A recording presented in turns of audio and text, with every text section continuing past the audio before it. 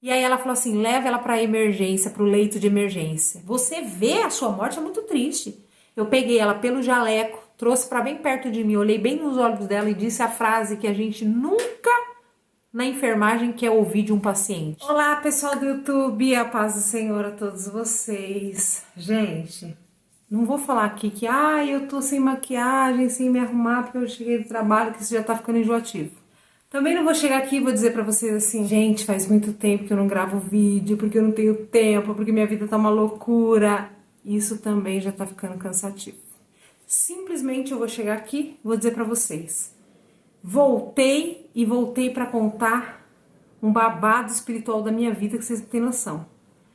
Quem tava aqui no último vídeo, nos últimos vídeos, eu não lembro exatamente qual vídeo que eu falei que a minha filha, Rebeca, a minha filha mais velha, casada, me mandou uma mensagem dizendo: mãe, por causa da sua luta que você travou espiritual pela vida da tia Lúcia, o diabo vai lutar contra a sua saúde.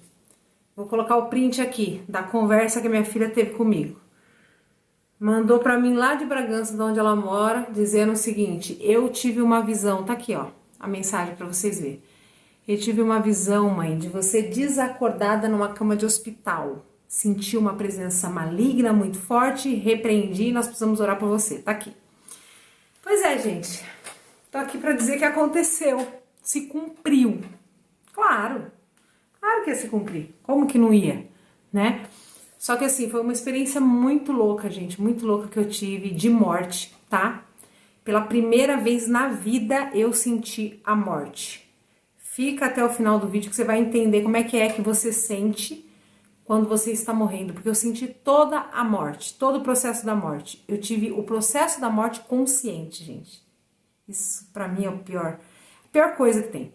Mas enfim, todo mundo aqui sabe que me acompanha que eu tive a minha adolescência, né, minha juventude toda no mundo das drogas. Eu já corri de tiro, várias vezes Deus já me deu livramento de morte. Porém, tomar um tiro eu nunca tomei. Sentir que eu realmente ia morrer, a sensação da morte no corpo foi a primeira vez. Então, por isso que é muito importante que você fique nesse vídeo, porque altas revelações de coisas muito profundas vão acontecer aqui. Primeiro eu quero pedir para vocês que não são inscritos nesse canal, já se inscreve aqui embaixo, por favor, clica aqui no botão vermelho, também deixa seu comentário, deixa o seu like aqui, não sai desse vídeo sem deixar o seu like. Se por um acaso alguma vez na vida você já viu um vídeo meu que te ajudou, recompensa agora clicando aqui no like. Por que agora eu tô pedindo isso com tanta ênfase para você? Porque, pessoal, se não é o seu like, se não é o seu comentário, se você não reagir a esse vídeo, se você não compartilhar com alguém no WhatsApp, o YouTube não vai oferecer. Então eu preciso que você faça isso para que o YouTube entenda que esse canal tem um assunto relevante, importante e comece a oferecer para mais pessoas, tá certo? Também não deixe de me seguir lá no meu Instagram, gente. Meu Instagram, eu tô todo dia lá. Respondo todo mundo pelo direct. E tem muita coisa espiritual lá também, tem muito assunto muito edificante para o elevo espiritual da sua vida com Deus, tá bom? Então, Kelly Salles Oficial é o nome do meu Instagram e eu também tenho uma página no Facebook, Ministério Kelly Salles, não deixe de procurar lá também. Bom, gente, o que aconteceu foi o seguinte, eu passei mal, mas nada demais, vômitos, né?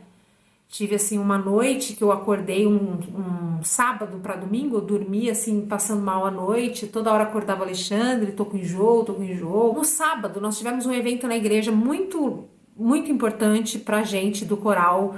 O meu marido foi quem organizou o evento, então claro, fiquei estressada, fiquei ansiosa. Trabalhamos muito nesse evento e a minha diabetes ficou o tempo todo muito alta.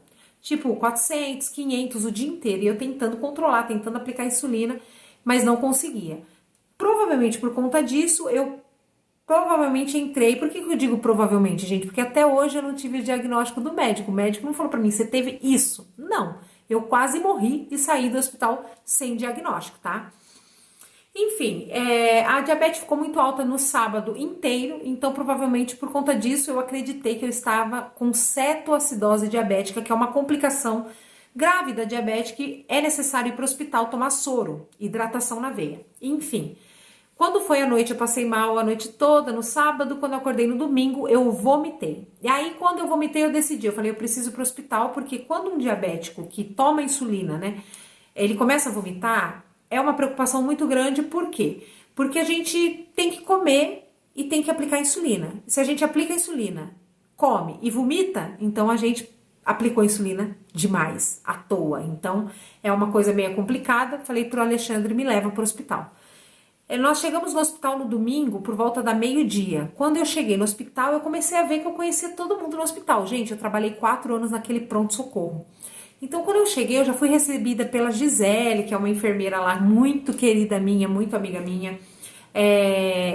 O rapazinho que estava como técnico de enfermagem me atendendo também, na hora que eu entrei, ele falou, Kelly, hoje mesmo eu pensei em você, falei de você, eu falei, ufa. Aí chamaram um médico, chegou lá, o doutor Augusto, que eu trabalhei com ele, falei, não sei se o senhor lembra de mim, tirei a máscara, ele olhou e falou, Kelly. Aí eu me senti em casa, me senti bem, né, me senti acolhida e fiquei mais calma, porque toda vez que a gente vai no pronto-socorro, não sei vocês, gente, mas eu fico pensando assim, meu Deus, quantas horas eu vou ter que ficar esperando, passando mal, numa cadeira dura, né, é terrível, mas aqui em Atibaia, não é porque é convênio não, porque eu tenho convênio, que a gente vai pro pronto-socorro assim, feliz da vida, não. A gente vai já sabendo que vai ter aquele perrenguezinho pra gente passar ali. Enfim. Quando eu vi que tava todo mundo lá me conhecendo, eu falei, graças a Deus, eles vão me deitar numa cama, pelo menos. Eu acredito que eles vão me pôr num leito e eu vou ser bem tratada, graças a Deus. E aí, dito e feito, o médico passou soro, passou um remédio para vômitos, passou Buscopan, ele falou que ia colher exames de sangue, pediu para colher urina também e me deitou no leito. Quando ele me deitou no leito, Alexandre do meu lado, eu falei, Alexandre, pode ir embora. Pode ir embora, amor, vai pra casa, porque em casa tinha quintal pra lavar, cachorro que faz cocô, gente, a semana inteira a gente não tem tempo de limpar. Falei, amor, vai pra casa, faz o que tem que fazer lá e depois você vem me buscar. Quando eu te ligar, você vem me buscar. Aí ele falou, tem certeza? Eu falei, tenho, conheço todo mundo aqui, tô me sentindo em casa, pode ir embora. Gente, parecia que eu estava, parecia que tudo estava assim caminhando pro pior e eu não percebia. O Alexandre foi embora. Eu fiquei sozinha dentro de um box, né, uma cortina fechada. E deu 1h da tarde. Assim que meus amigos colocaram o soro no meu braço, eles falaram: tchau, estamos passando plantão, vamos embora 1h da tarde. Foram embora. E eu já não conhecia mais ninguém. O que aconteceu? O soro começou a pingar e provavelmente o Buscopan, ele acelerou um processo que ele faz mesmo, né? O Buscopan composto, ele na veia, ele dá umas reações meia, assim, ele é um pouco forte, né? E provavelmente por eu já ter uma predisposição a ter taquicardia, gente, não é um ataque cardíaco, tá? É taquicardia, é quando o coração acelera acima dos batimentos normais.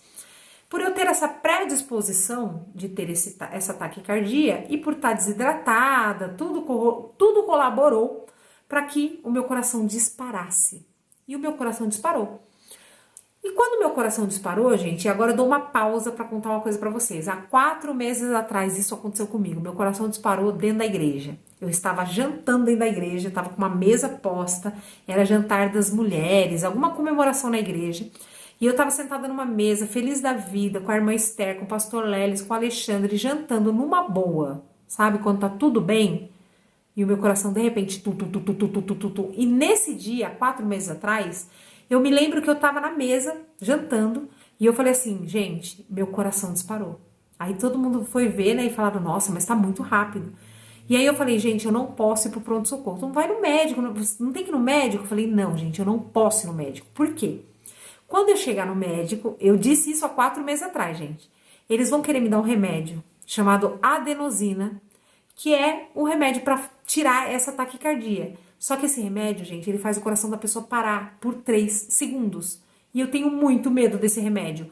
Por que eu tenho muito medo desse remédio, gente? Porque, como eu disse, eu trabalhei no pronto-socorro 4 anos, eu fazia esse remédio nas pessoas. E toda vez que eu fiz esse remédio, eu lembro que as pessoas tinham uma sensação de morte. E as pessoas, o coração da pessoa tinha o risco de parar. Por quê? Essa medicação ela é feita dentro de uma sala de emergência. Você não pode fazer ela dentro de um quarto de hospital. Não, você tem que levar o paciente para a sala de emergência, monitorizar o coração do paciente, deixar tudo preparado, carrinho de emergência do lado, tudo preparado, porque se ele parar, você vai ter que fazer uma ressuscitação.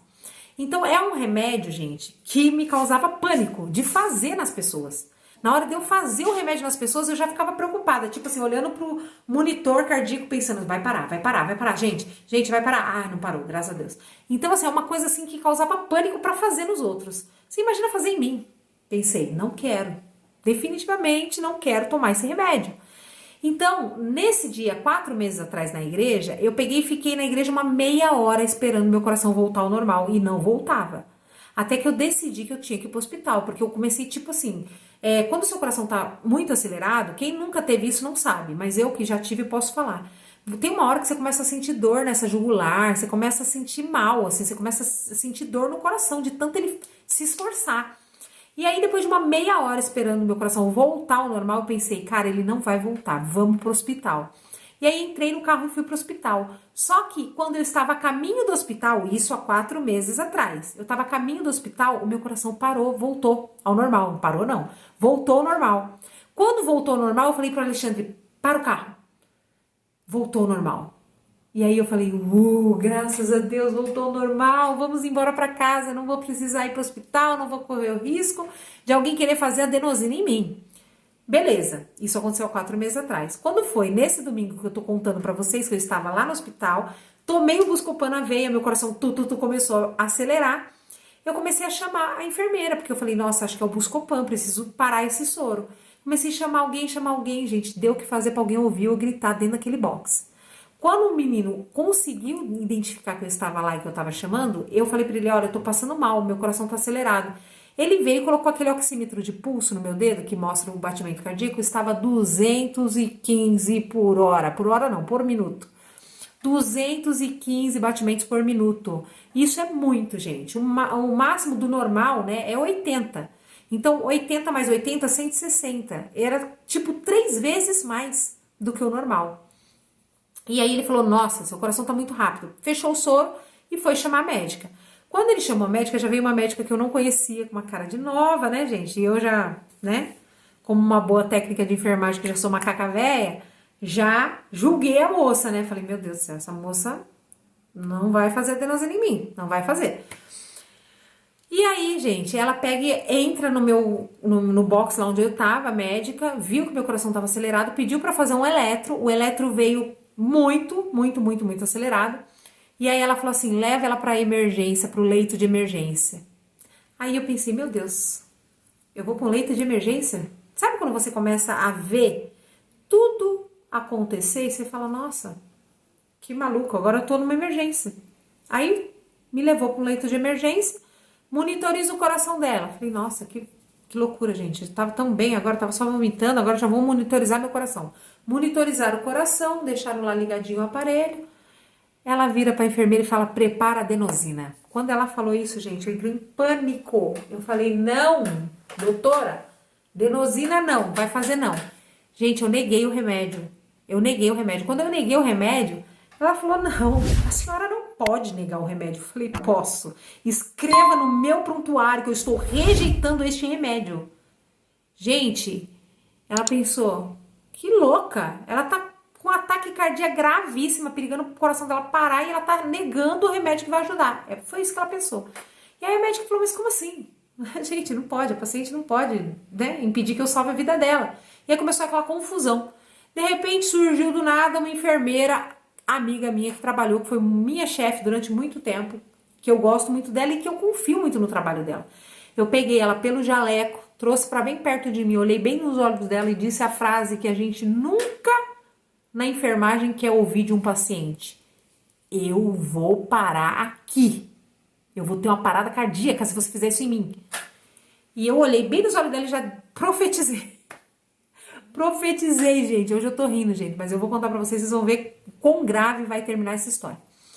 Já falei pra ela assim, o meu coração vai parar. Não faça isso. E ela já olhou, porque quando o paciente fala, a gente tem que dar um crédito, sabe? A gente que tá muito tempo no hospital, a gente não... Quando o paciente fala, quando mãe de paciente fala, a gente fica, opa, falou, gente, vamos tomar cuidado. Ela olhou pra mim e disse, uai, será que ela tá profetizando? Será que ela tá sentindo que vai morrer? Que será? E ela disse, Kelly, meu amor, você não pode negar o remédio, você precisa, o seu coração está quase explodindo, olha aí, 215 batimentos por minuto. E eu falei pra ela, tem outro jeito, tente outras formas, mas não faça esse remédio em mim. Eu não queria tomar esse remédio, gente. E aí, de repente, ela pegou, a médica falou assim, então eu vou fazer um outro remédio. Pode ser? Eu falei, que remédio? Ela falou, Celozoc. Aí eu pensei, Celozoc não é adenosina. Tudo bem, se fosse um outro nome da adenosina, eu tinha tomado do mesmo jeito. Mas eu falei, ok, pensei, é uma outra estratégia que ela tá tomando. Gente, vocês não têm noção. Quando Deus quer provar, Ele te prova. Eu tomei esse remédio, confirmei, falei, vocês não estão fazendo remédio escondido de mim não, né? Ela mostrou o vidro pra mim, falou, aqui ó, você acha que é mentir pra você, amiga? Tá aqui o remédio que a gente vai fazer Celozoc. E fez na minha veia, gente.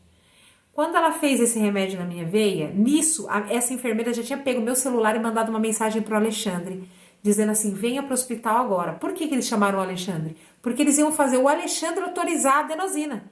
Porque quando o paciente se recusa a tomar um remédio que é para salvar a vida dele, e que se ele não tomar ele tem risco de vida, e eu estava em risco de vida, a gente chama um parente e fala, ele não quer tomar, você autoriza? E aí o parente autorizando a gente faz de qualquer forma. Enfim, chamaram o Alexandre pelo celular. O Alexandre não entendeu nada, tava aqui lavando louça em casa, meu Deus, volta pro hospital que a Kelly passou mal. Imagina, foi. Quando, nesse momento que ele estava indo para o hospital, aconteceu esse fato deles aplicarem o outro remédio, a outra opção de remédio que eu deixei aplicar. Quando aplicaram, gente, na minha veia, foi pior que a adenosina. Eu comecei a morrer, de verdade. Eu comecei a ver naquela sala de emergência todos os procedimentos que eu já estou muito acostumada a ver. E eu vou falar uma coisa sinceramente pra vocês, gente.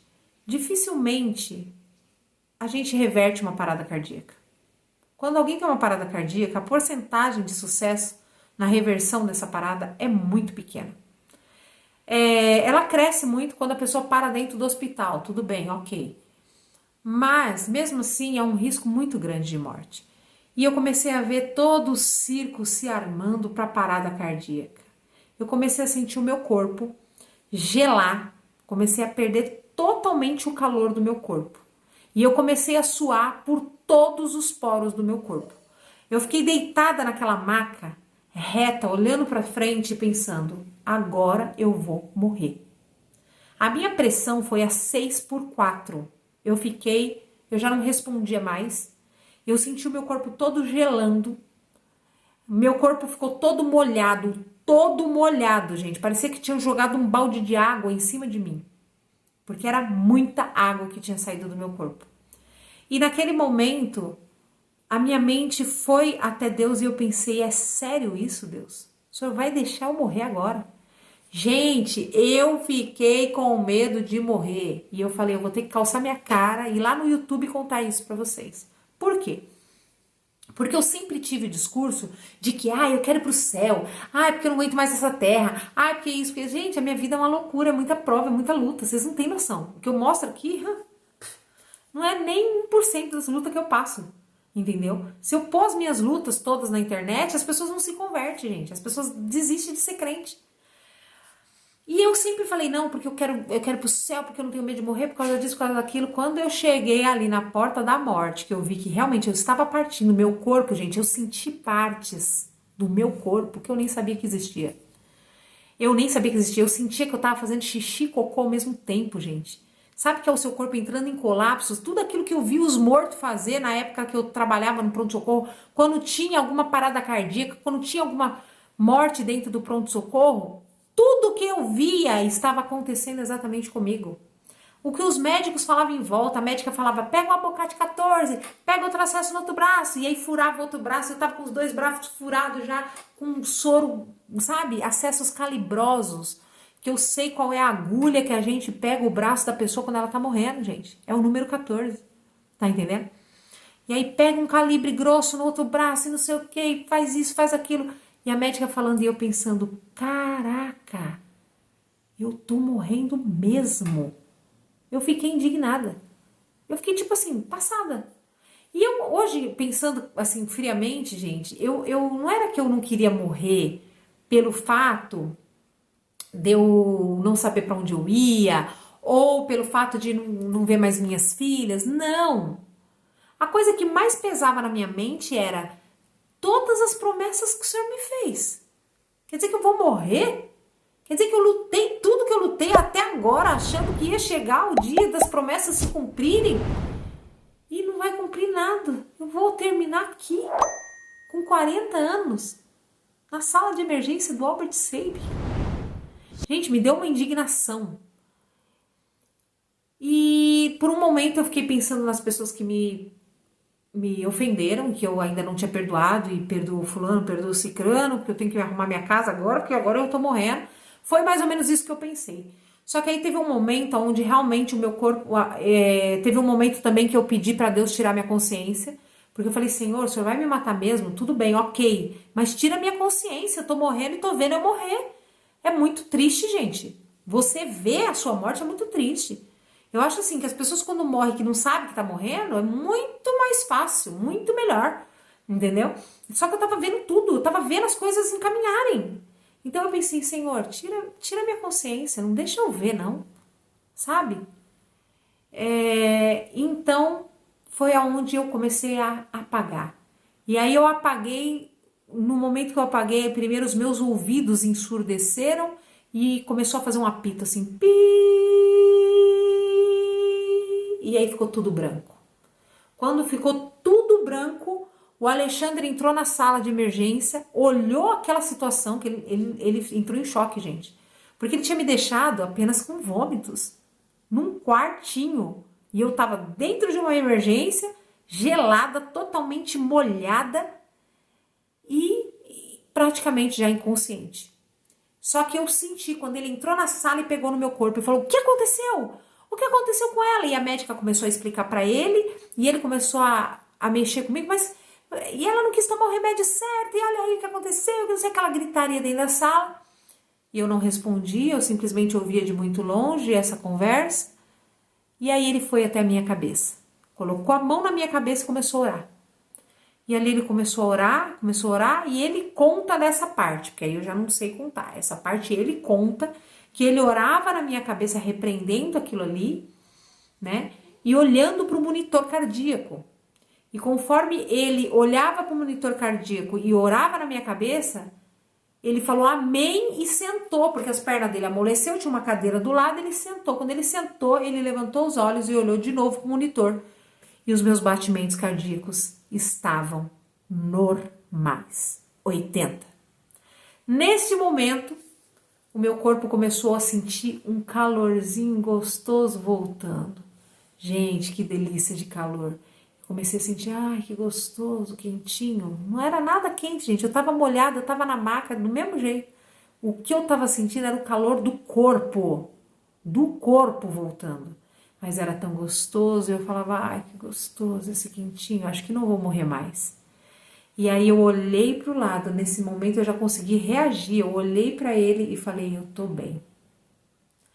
Pessoal, o que eu quero trazer com vocês com esse relato? Hoje, depois de tantos dias que isso aconteceu, acho que já tem uns 20 dias que isso aconteceu, eu tô contando para vocês numa boa, mas no Instagram, quando eu fui falar, eu choquei muita gente, porque eu fiquei assim em choque, gente. Eu ficava assim desesperada. Gente, eu quase morri, eu quase morri. Eu vi a porta do céu, mas eu voltei, gente. Eu vi a morte ali, o meu corpo sentiu toda a morte e eu voltei. E foi isso que aconteceu.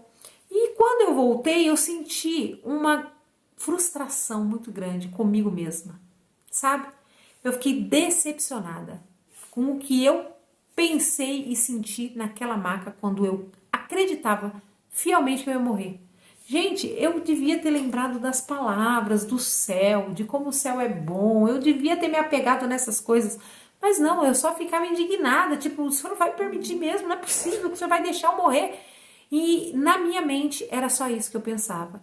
E eu tenho certeza que você aí em casa, talvez também já tenha se decepcionado e se frustrado com você mesmo, com a sua própria fé, com a sua própria religiosidade, com a sua própria espiritualidade, sua própria intimidade com Deus. E eu quero dizer para você que essa não foi a primeira vez que eu me decepcionei com a minha. Essa não foi a primeira vez, não foi a segunda e provavelmente não será a última. Sabe por quê? Porque nós somos frágeis, pó, falhos. Nós somos muito fraquinhos. E tem muita gente que olha para as pessoas que estão no púlpito ou que estão em evidência porque estão ministrando a palavra, louvores como eu. Estou aqui para abençoar vocês com a palavra de Deus, com as minhas experiências espirituais. Ah, mas ela é alguém especial. Não! Ela não é ninguém especial. Ela é alguém como você. E você é alguém como eu. E Deus quer te usar da mesma forma que Ele me usa. Uma coisa eu sinto no meu coração de dizer nesse vídeo, gente, é que depois desse episódio, eu fiquei muito frustrada, chateada comigo mesma. Fui falar com o pastor, fui falar com Deus, fui falar com meu marido. E todos eles disseram para mim, calma, Deus te conhece. Você não decepcionou Deus, você se decepcionou porque você achou que você tinha uma força que você não tinha. Mas Deus não. Deus conhece a sua estrutura desde que a sua estrutura foi formada. A Bíblia diz que antes que os seus ossos fossem formados no ventre da sua mãe, eu já te conhecia. A Bíblia diz que Ele conhece a nossa estrutura e sabe que somos pó. Então Deus sabe da nossa fraqueza. O problema é a gente que não sabe. É isso que causa essa frustração e essa decepção. Mas Deus, Ele conhece. Depois que aconteceu esse fato, eu voltei a trabalhar e só nesse período de 20 dias eu posso citar aqui para vocês algumas coisas que aconteceram no meu trabalho, por exemplo. Sabe? Uma dessas coisas que aconteceu foi que uma pessoa chegou para trabalhar no posto onde eu trabalho, é uma pessoa que não trabalhava lá, e aí quando ela começou a trabalhar lá, ela entrou para se apresentar e eu comecei a passar o serviço para ela, o Espírito Santo falou para mim, fala para ela que eu tenho saudades dela. E aí eu falei, vou lá testar, né? Ver se a voz que eu tô ouvindo realmente vem da parte de Deus. E aí eu perguntei para essa moça, eu disse, viu, você já foi crente alguma vez? E ela se assustou. E ela me fez a seguinte pergunta, por que você me pergunta se eu já fui? Por que você não me pergunta se eu não sou crente ainda? Aí eu respondi para ela, porque Deus falou para mim que Ele está com saudade de você. E aí ela disse, sim, eu já fui crente. Hoje eu estou afastada da igreja. Gente, esses dias para trás, nessa semana ainda, um homem passou mal dentro do posto de saúde. Quando a gente deitou na maca, fizemos aqueles primeiros socorros ali, ele disse assim, eu sou um pai de santo. Começou lá a dizer que ele, né, servia aos deuses dele, né, que não é o Deus verdadeiro, o Deus da Bíblia, Jesus. E aí eu olhei para ele assim, nos olhos dele, e falei para ele, Jesus te ama, meu querido. E aí comecei a conversar com ele de uma forma sobrenatural. E ele aceitou Jesus ali. Ele me abraçou, ele chorou comigo. Ele disse para mim, eu quero ir para a igreja com você. Quando você vai me levar na sua igreja? E eu disse para ele assim, nós vamos combinar. Vamos esperar o senhor melhorar, o senhor ainda não está bem. Vamos esperar o senhor se recuperar. E nós vamos na igreja. E assim Deus tem usado esse vaso de barro, tão frágil, tão pequeno, tão defeituoso. Deus tem usado todos os dias. Eu costumava dizer que eu perdia 8 horas do meu tempo naquele posto de saúde, mas olha, nos últimos dias eu tenho visto que eu não perco 8 horas do meu tempo. Mas eu trabalho para Jesus durante 8 horas do meu dia dentro daquele posto. Hoje mesmo, o dia que eu estou gravando esse vídeo, uma amiga muito querida, que eu estou lá há mais de 7 anos trabalhando lá, eu prego para ela com a minha vida, com a minha conduta, há 7 anos. Ela me chamou, eu preciso conversar com você. E aos prantos ela disse, olha, por muito tempo eu não acreditei em Deus, mas eu sinto Deus me chamar. Eu sinto que Ele existe e que Ele está me chamando. E eu me lembrei de você. Quero que você me ajude nesse encontro. Quero que você me ajude nesse desafio de conhecer o Deus que você serve. Hoje isso aconteceu, gente. Com lágrimas nos olhos, a moça me chamou para dizer, olha, veio você na minha mente, você é a referência de quem eu quero que me ajude a encontrar este Deus que eu nunca soube quem ele era, nunca entendi direito o que era e se ele realmente existia, mas você é a referência que eu tenho para que me ajude a encontrar com esse Deus. Eu quero entregar minha vida para ele. Você está entendendo, gente? Então, assim, é muito forte. A obra de Deus é muito grande. A gente tá, sabe, Deus está aí querendo te usar, Deus está aí querendo fazer maravilhas através de você. Mas como nós somos limitados, como nós somos fracos, e isso não impede dele nos usar. Isso não impede dele nos amar. Eu tenho feito, sabe, depois dessa experiência minha de morte, eu tenho feito alguns vídeos no Instagram de palavra mesmo, que Deus tem falado, colocado no meu coração e eu tenho levado para as pessoas e tem feito assim, tem tido um resultado muito, muito, muito maravilhoso. E esse vídeo hoje é para isso, é para dizer para vocês o quanto eu fui fraca, o quanto muitas vezes você aí pensa que é forte e não é, sabe?